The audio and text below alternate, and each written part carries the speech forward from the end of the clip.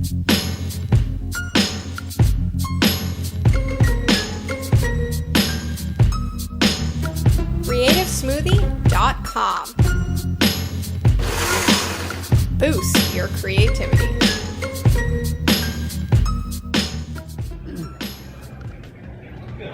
Hey guys, John here from CreativeSmoothie.com. We help you boost your creativity and create impactful experiences. I'm here at Luma at the TIFF Bell Lightbox, the home of the Toronto International Film Festival, for a very special reason. I have with me a good friend of mine, Mr. Jay Rao. He is a filmmaker, an entrepreneur, and world traveler. Would you say that's accurate? Yes, I would say that's accurate. In the last few years, I've traveled quite a bit. Did I get your name right? Name is pretty easy to get right. Jay Rao. Jay Rao. Okay, remember that, folks. You're gonna know this name. And so, Jay, what brings you to TO? You've been living in Vietnam. Am I right? Yes.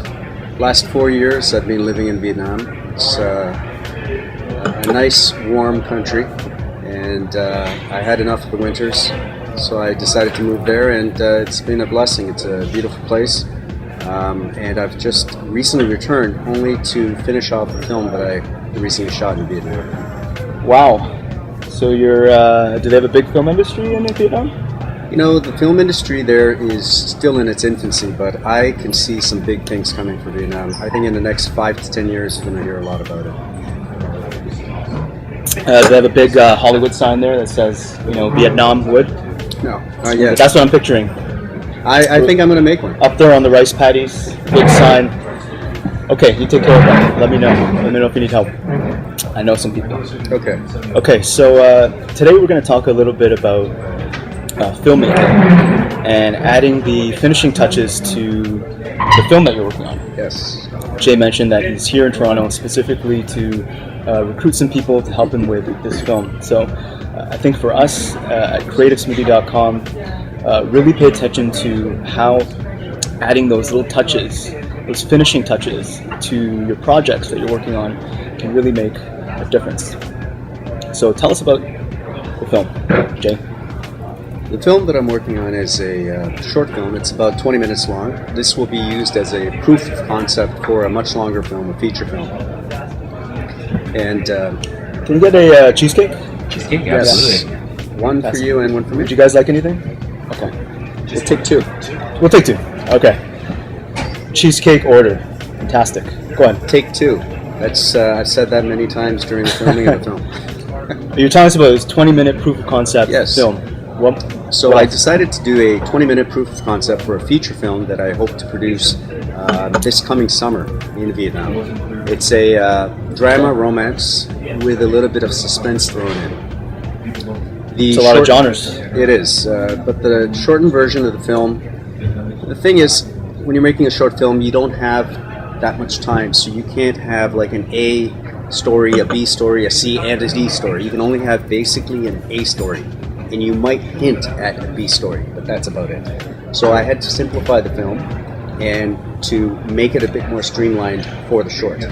So it's turned out to be a 20-minute film, and it's basically about a man who wakes up in a hospital. He's had an accident. He's got no recollection of where he is or who he is, and he wanders the streets of Ho Chi Minh City, which is the former Saigon, and he wanders around and finally sees a familiar face, and he's drawn to this young woman who's a mysterious young woman, and it's about how he finds out that she is connected to the accident that put him in the hospital. Sounds like, was this based on you? It is actually your life story. I just changed the names. I knew it sounded familiar. The innocence. I knew it sounded familiar. You've been going through my diaries, it seems like. What's in this, by the way? I got this. This has got 7 different types. What is of this? in it. What am I drinking? This is a cocktail that was made by an Icelandic chef that was just here a few minutes ago doing a cooking show. There was one cocktail left over. They offered it to me. I'm not a drinker, and I know that John is. 7 types of booze in there? 7 types of booze in there. Okay. This Explains a cocktail lot. cost over $150 if you were to buy it. I can feel it. I can feel it. I can feel the $150 working quite magnificently. Okay, so you've got this very simple 20-minute story. What you described, it's like a mystery romance. And what point of the have you finished filming it, or? Yes, we finished filming approximately 4 weeks ago. Okay. And we were lucky enough to get the best, most talented people in Vietnam's film industry to work on this project for very little. And I was lucky enough to work with some very, very talented actors, cinematographers, and we finished filming the film. Now we're at the stage where we're looking for someone to do music composition, online editing, and color correction. So say those again. Music composition, basically the score of the film, Okay. which is Soundtrack. just the soundtrack, Okay. and it can make a whole world of difference. It can totally ruin a film if it's too overwhelming or just not appropriate for the action on screen, or it can enhance the film. So it can make or break the project. Okay, so we got the score. Yes. Okay. And you've got the color grading, which is a fairly new thing. In the last 10 years, it's become very popular to color the film. You look at the raw footage and you heighten some of the colors for certain emotional effect. Okay. And you can heighten the emotion and evoke certain emotions in the viewer through the colors that you show in different parts of the film. Now, the film that we've made, we've got flashbacks in it, so obviously some of the flashbacks are going to look a little different than the footage of the present moment. I see. And so we're getting near the holidays. I'm sensing it might be a little bit.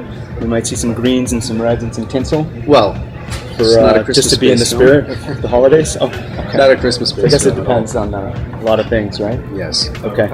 You want to you can want to enhance the story of the film. So you want to, for example, if you've got moments of happiness, you might want to oversaturate the colors, make them more richer.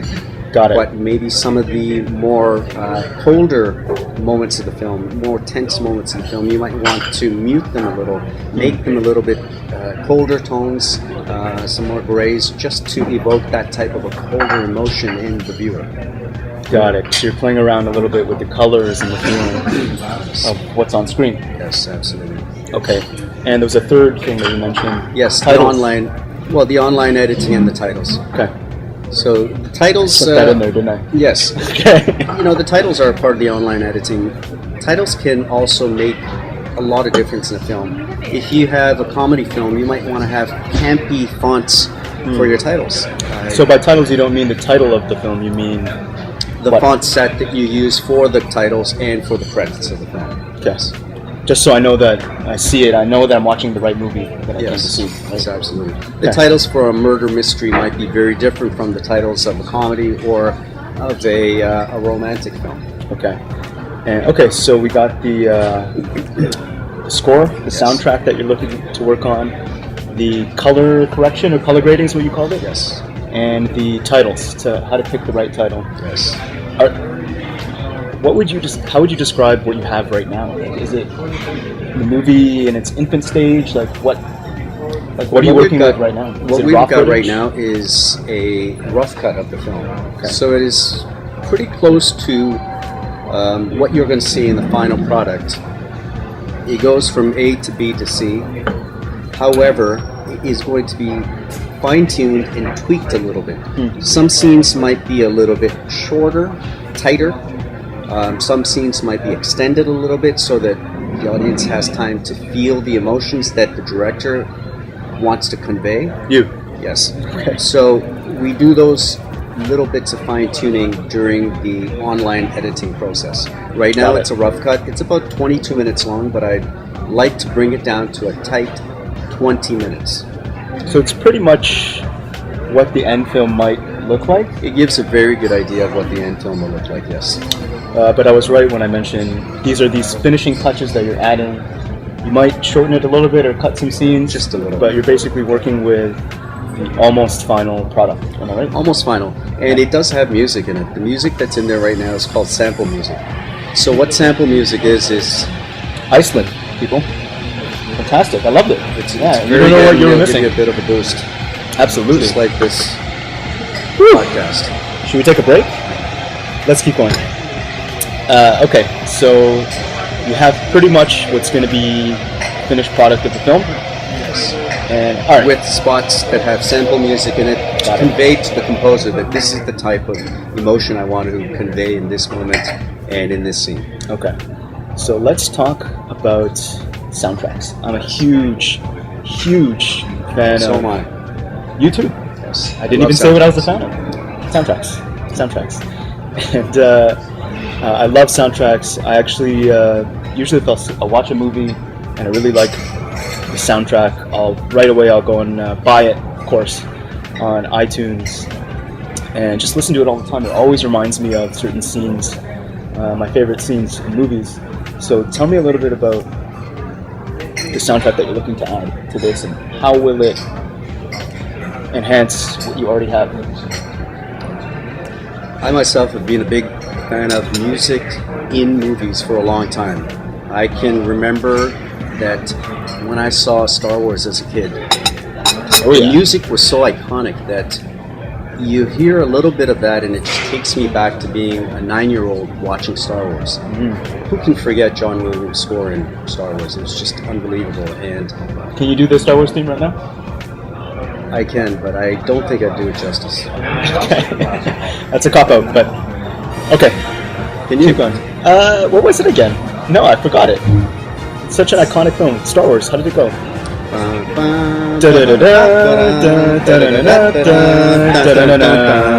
So we got it.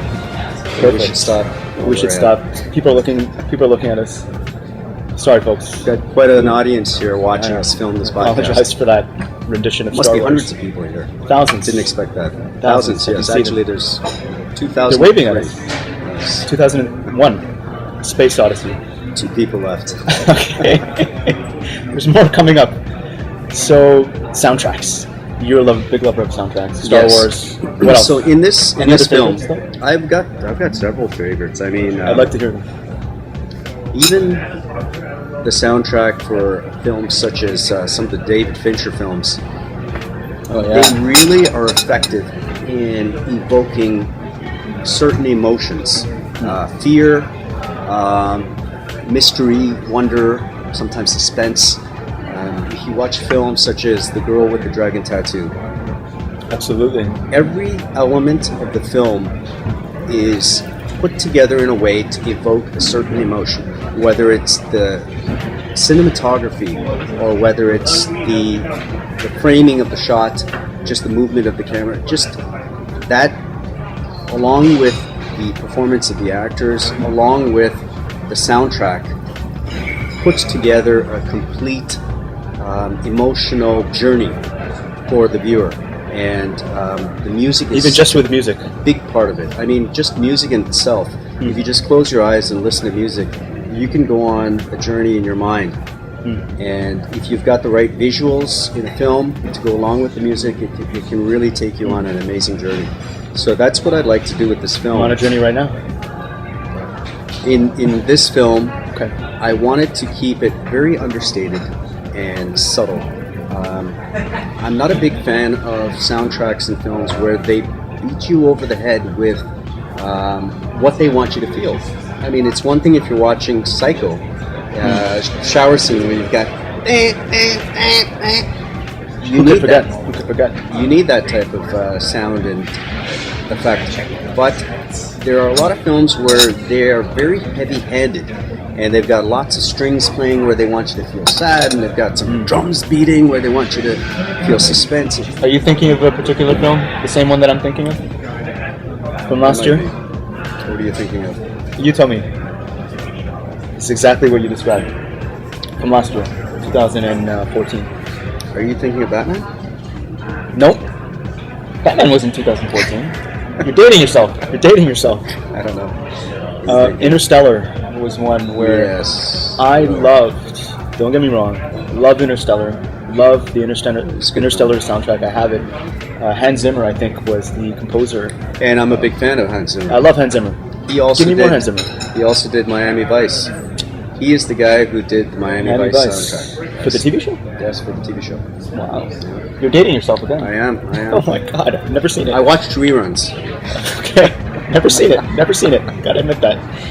He also did Hans Zimmer, Lovin', Gladiator. Yes, Gladiator, which was a fantastic film. Gladiator's fantastic. Gladiator. But the soundtrack was amazing. It's just a beautiful soundtrack. But One of the best. as you were talking about sometimes going overboard, just drowning out some of the action, I remember, even though I loved Hans Zimmer's score for Interstellar, a lot of complaints that people had about the orchestral strings and the score, like you talked about, just blaring off. And sometimes I feel that I liked it, but sometimes when you have a short film, and if you've got such a big, strong soundtrack, like an orchestral soundtrack for a short film, it can sometimes overwhelm the film, and it's a bit too much. right. At the same time, if you have too little of soundtrack, then the movie has to evoke emotions just with what's on the screen. Okay. And so you can really supplement what's on the screen or complement it with a beautiful, understated soundtrack. And for the film that I'm doing, that's what I needed. This is the reason that I came to Toronto, because I felt that in Vietnam, although the film has been shot there, the composers there seem to have a different style. They seem to be a little overboard in how they evoke emotion.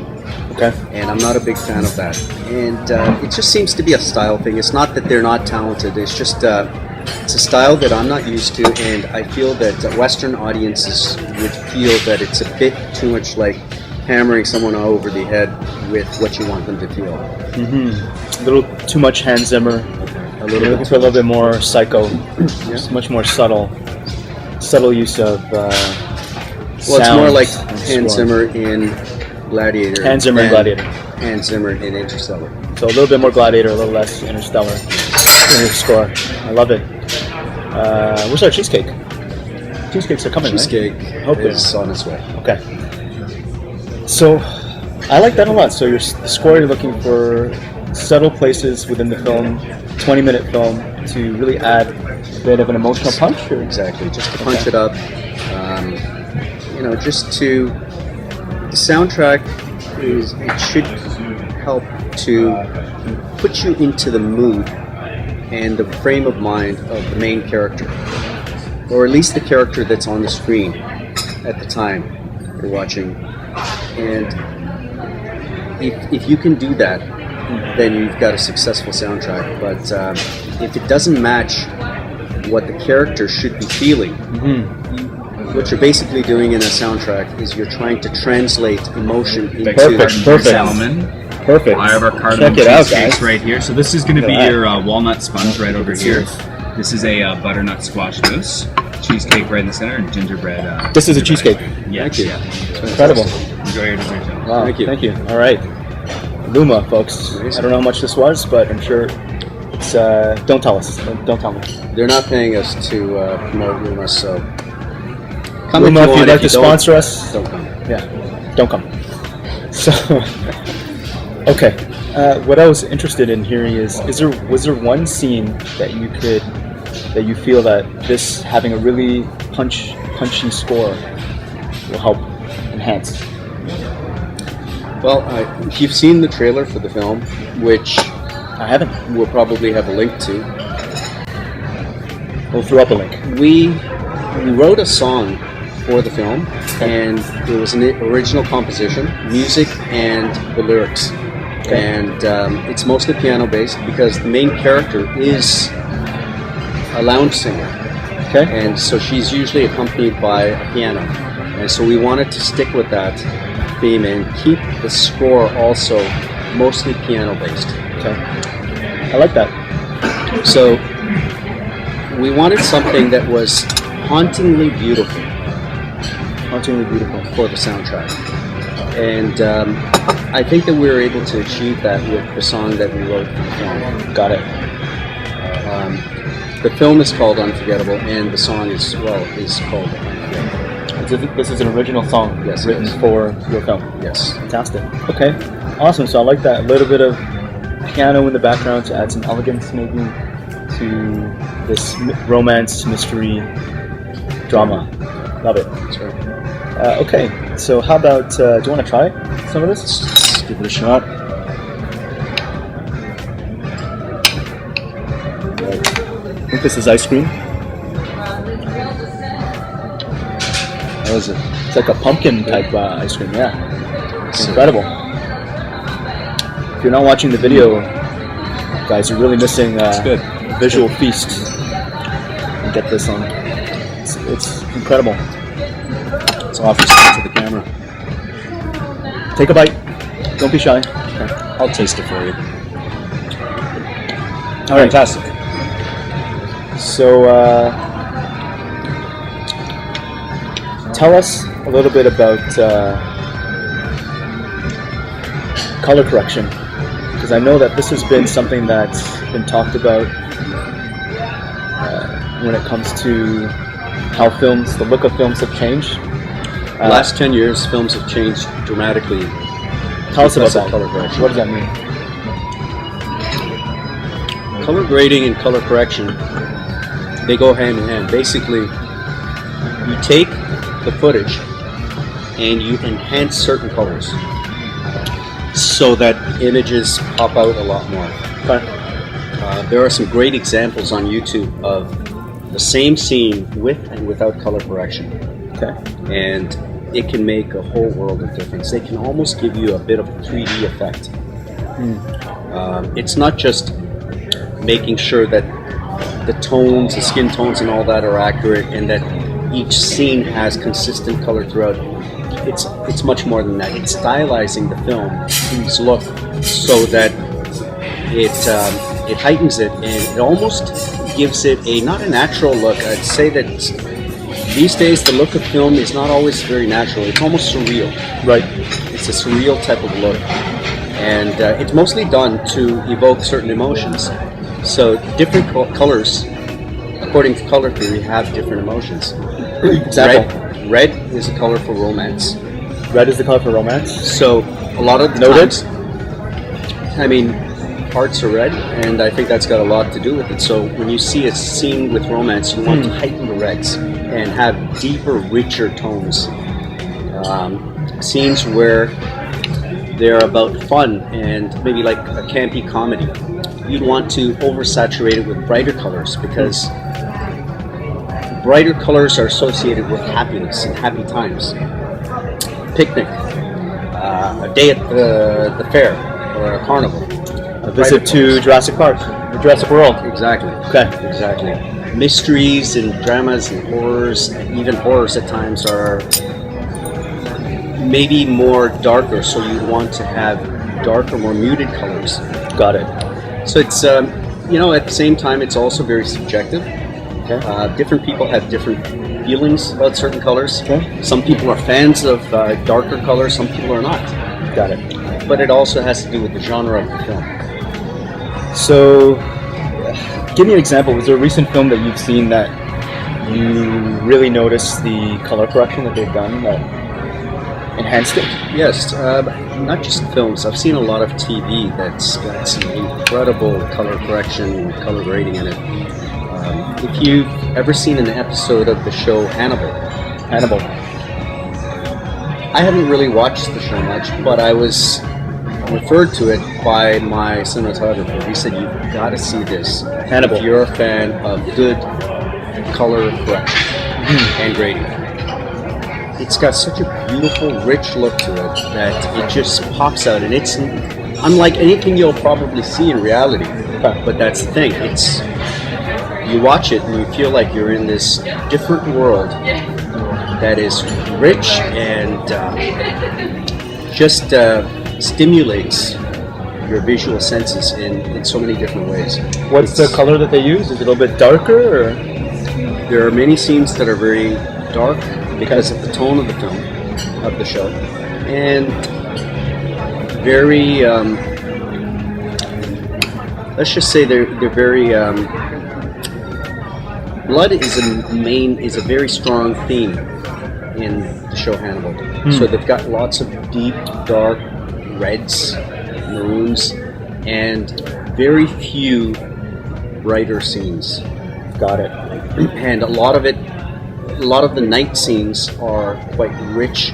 They've got even different shades of black. It just pops. A lot of the objects and the people pop out from the screen. And especially in today's age, where most people have high definition televisions, and we've even got HD signals coming into our television. It's really necessary to make sure that the image looks good. In fact, a few years ago, actors were very worried about HD because it shows everything, and it even shows a lot of the flaws on people's skins. So now, even the way that makeup is done for TV and film has changed a little bit. This is an HD. Yes, because of the recent changes in use of color spot. It's okay. We'll take care of the color correction. We're going to color correct it. We're going to be glowing. So Hannibal is a good example of darker color correction done well in the red and the bloods. Is there a bad example that you saw recently where you're like, oh man, this looks terrible? TV or movie? I don't like to be negative, but so I won't mention anything in particular, but I will say that I saw a film recently that was a Bollywood film, and recently the Bollywood films have really upped their game. There's a lot less singing and dancing and running around in gardens, and a lot more real story in these films, and the stories are just it's just incredible. Some of the films I've seen are just incredible. 3 Idiots was a fantastic film that I saw 3 years ago. Got it. I showed it to John. John liked it a lot. I did watch it, 3 Idiots. We'll put a link. And that had some color correction in it as well. But I recently saw a film that had so much color correction that it seemed almost like you're in a fantasy world. Right. And it wasn't a fantasy film. It was trying to be a drama. Okay. About everyday life, and a lot of the scenes were very green, where like a lot of the people's skin tones were green, and sometimes people were very yellowish, and it's just it almost became campy. It just had a very strange look to it. It almost became cartoonish, and I think that's when color correction can go a little overboard. Right. Bollywood must have a big Bollywood sign. Bollywood does have mountain somewhere. Do they? Okay. Yes, anyway, we got to get one for Vietnam. So put that on the to-do list. Bollywood. I coined it right Bollywood. Here. Right here in Toronto, we coined Bollywood. Trademark. We better put a trademark on that. You know what? This guy looks like a lawyer right here. Can you trademark this for us, buddy? Okay, thanks. We'll talk to you after the podcast. We'll chat.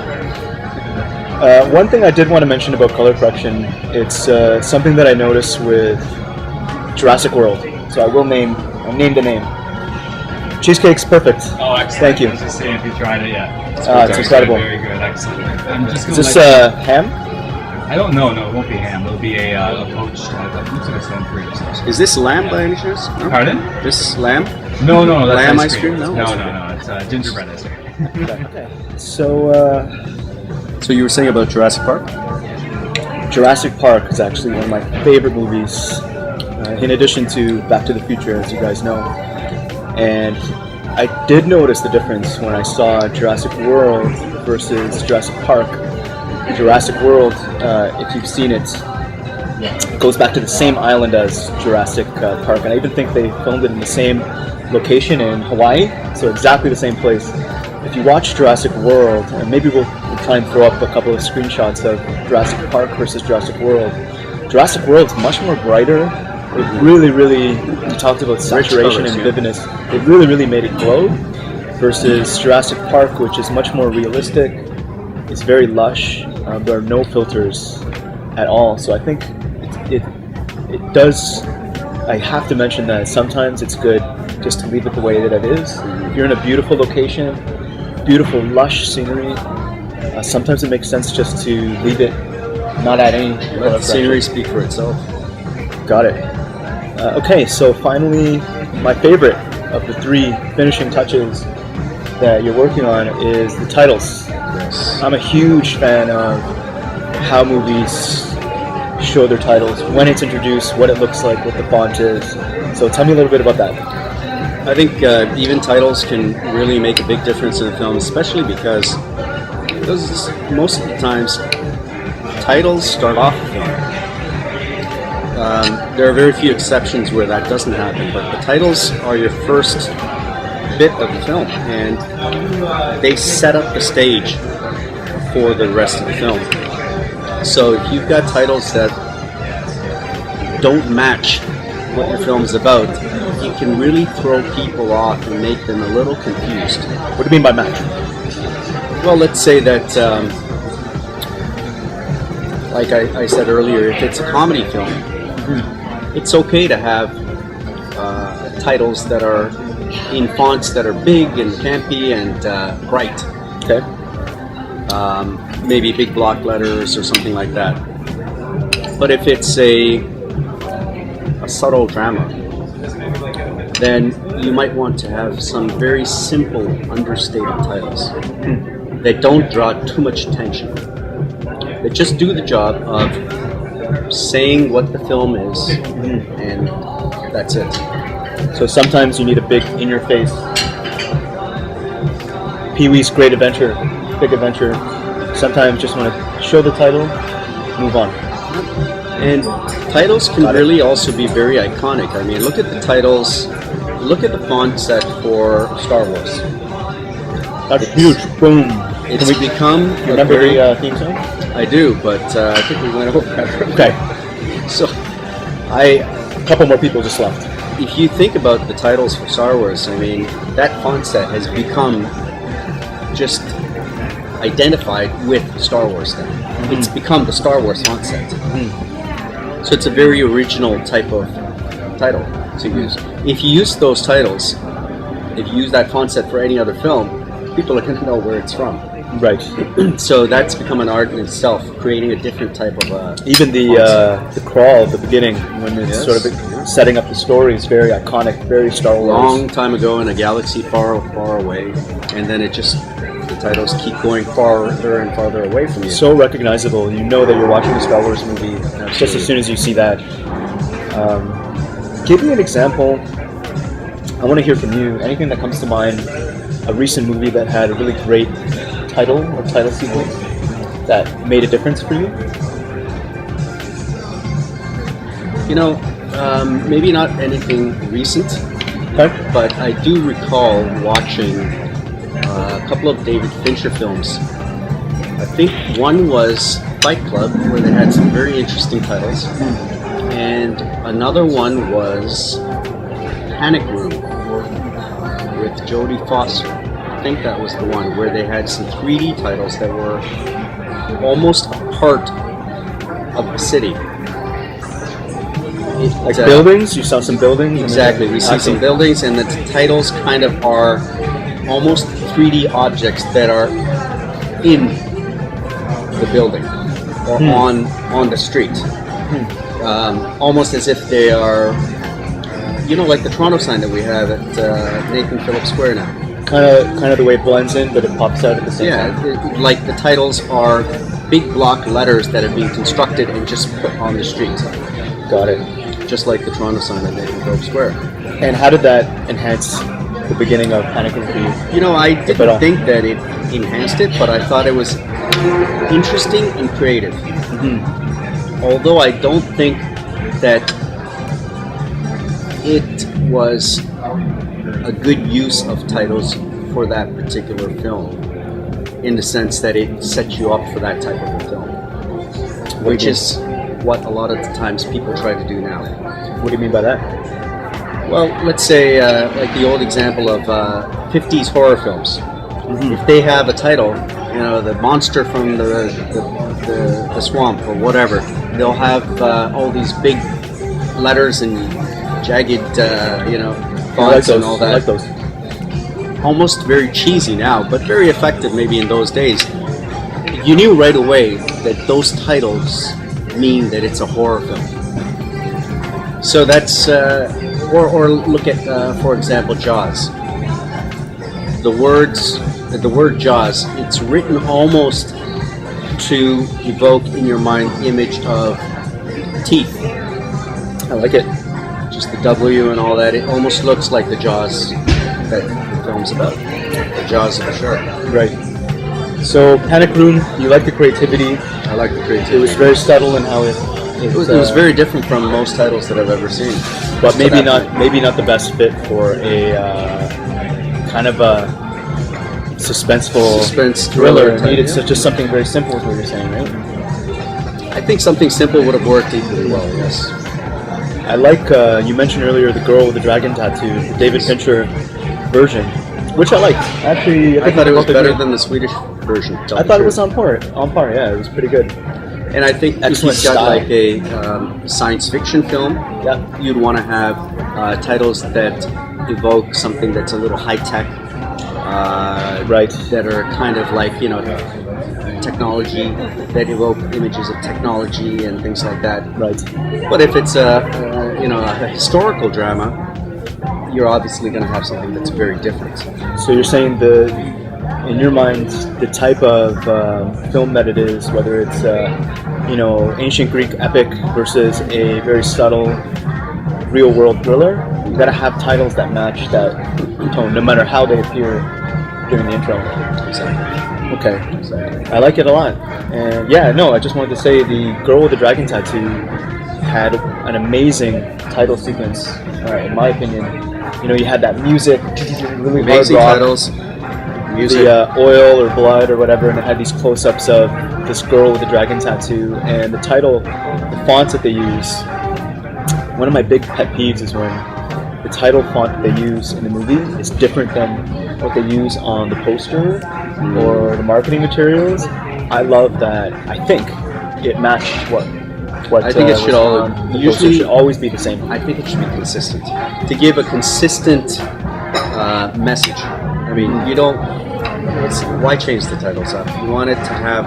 You want the titles. Keep it the same. The movie. Everything should be all the same. Very consistent. It's true. Awesome. Well, that's good. So, talking about your film in particular, what did you have in mind for? What's your vision for the titles? Like, what's the right look? And how will it show up? I recently saw the titles for a film that I thought are almost exactly what I'm thinking about when I see the titles for my film. Mm-hmm.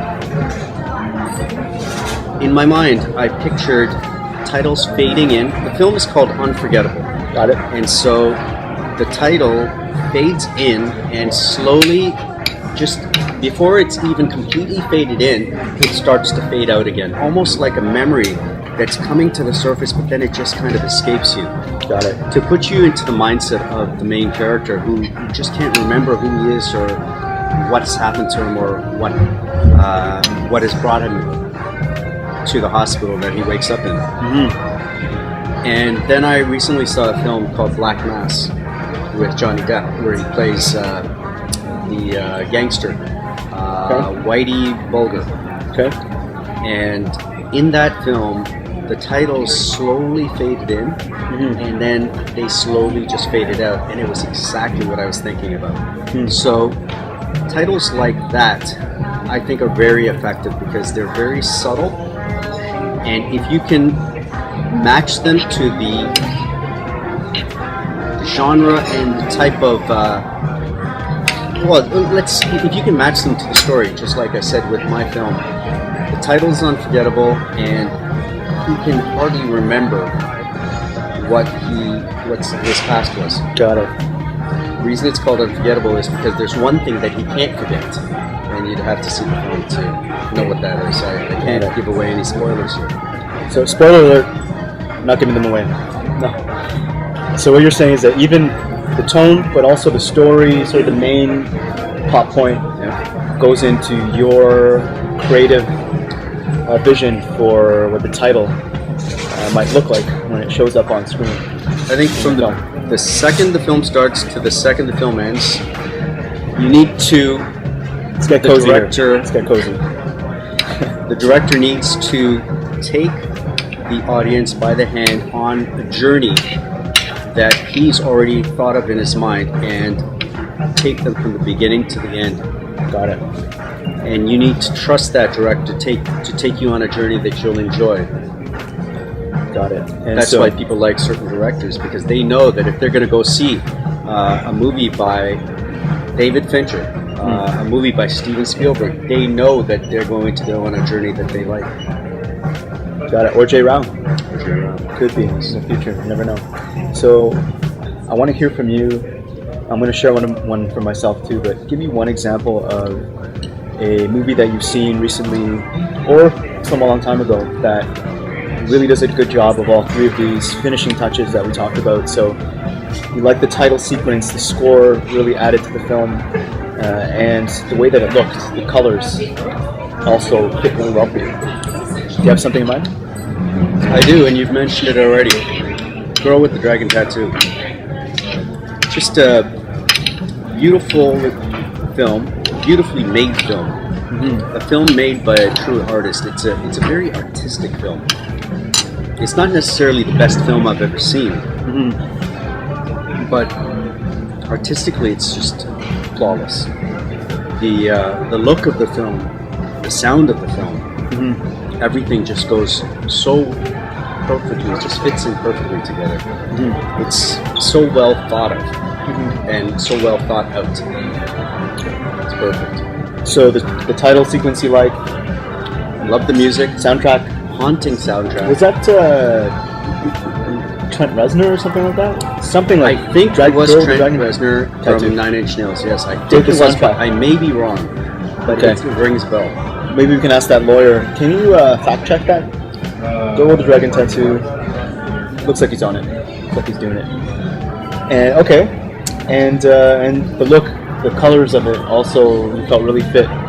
Sweden. Cold Swedish very thriller, appropriate to the story. Yeah. Okay, I love it.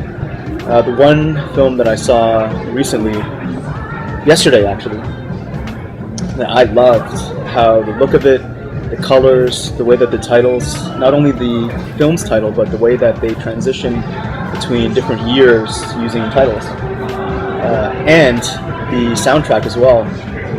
Was the Steve Jobs movie, the new one. Have you seen it? Yes, I haven't seen it, but I've seen the commercial. All right. And I know exactly what you're talking about. So let me share for those of you who haven't seen it, and for Jay.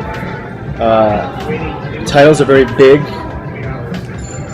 in your face, kind of like Steve Jobs and his personality. It's not subtle at all. It flashes on the screen.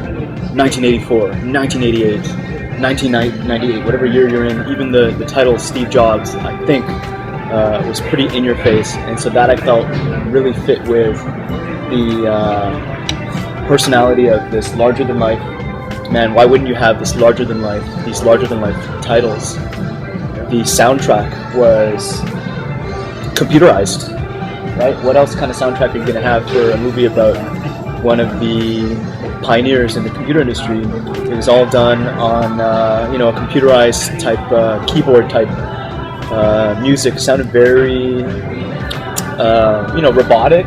Synthesized, that's the word that I'm looking for. Synthesized, computerized music, but it fits so well with what you were seeing, and it was never in your face, it was never overboard, it was always sort of subtle in the background, kept the momentum of each scene moving forward. And of course, Steve Jobs was really into fonts himself. Of course. I mean, fonts were so important to Steve Jobs in a time when people didn't even think about that. And he was already onto this idea. He was already onto that. Finishing touches, right? Absolutely. And the colors. They actually had this unique style where in the 80s it would look very fuzzy and grainy, kind of like if you were filming a real scene happening in the 80s. And then as you got VHS tape, it looked like you were watching something on VHS. It was just very grainy, which compared to the other movies that you mentioned, digital high definition 3D movies that are just very sharp and they glow, and comparing that to the first third of Steve Jobs when you're in the 80s, it looked like it was a really old cassette tape that you're watching, which I like. It really added to the feeling of being in the 80s. Then as you get closer to the 90s, and I think the last third of the movie is in 98, something like that, it gets a lot sharper, clearer, almost kind of looks like movies these days, where it's a very crystal clear picture. So the way that I think it was Danny Boyle was the director of that, That's Steve right. Jobs, and I could really see how these little touches that added to the movie made a huge difference when it came to the experience of watching it. Another film that I saw recently that I thought was technically just Don't know what this beautiful. is, but I'm gonna eat it anyways. Give it a What do you shot. think? I think it's like an apple or a I plum. think it's a slice of plum. Slice of plum. All right. I think you're right. You okay? Uh-oh. Good. Good. That would have been the end of the podcast. Cut it off. We're live. Another film that we watched recently, John and I watched recently, which was technically beautiful, was Spectre. Spectre. Of course, you know what to expect in this film, but you can see the role that color grading and a colorist has played in the film. A lot of the scenes just popped out, especially the opening sequence, which was beautiful, maybe 10-minute scene where it was all just one camera shot, and it was amazing. It was really, I think that opening scene was probably the highlight of the film for myself. I think it's one of the best shots ever in a James Bond film, topping even some of the beautiful shots that we saw in Skyfall. Right? It was Yes. just beautiful. And so you think so that's an amazing example of soundtrack is incredible. Soundtrack, blending Style of the perfectly color. with the style and the color, And then it all obviously leads into the Spectre title sequence, which is very unique in and of itself. Well, thank you very much for being here with us, thank you, John. Jay. It was a pleasure. I think, we learned a lot about finishing touches. And though you may not be a filmmaker yourself, whatever projects you're working on, whether it is a presentation, whether it is even emails, I find you can add a little bit of touches to make it more special than it is. Little Just a artistic little bit touch. of subtlety, of creativity. And you mentioned, the titles. How do you start off a presentation or an experience? Really sets the tone for the rest of the experience. The color correction, or like the theme, in terms of what people are seeing and feeling during the experience, can really be affected by those little touches that you add to how it looks, how it feels. Little things can really enhance presentation, or even something as simple as John says, an email. And soundtracks, like I just really like this idea of each project that you create should have, whether or not people actually hear music during it, you should have a soundtrack in your head of how this should feel like to your audience. All right? Good. All right, so thanks very much for joining us. Again, if you like what you're seeing, if you like this, you can subscribe to our podcast on YouTube. Follow us on SoundCloud, as well as subscribe to our iTunes podcast.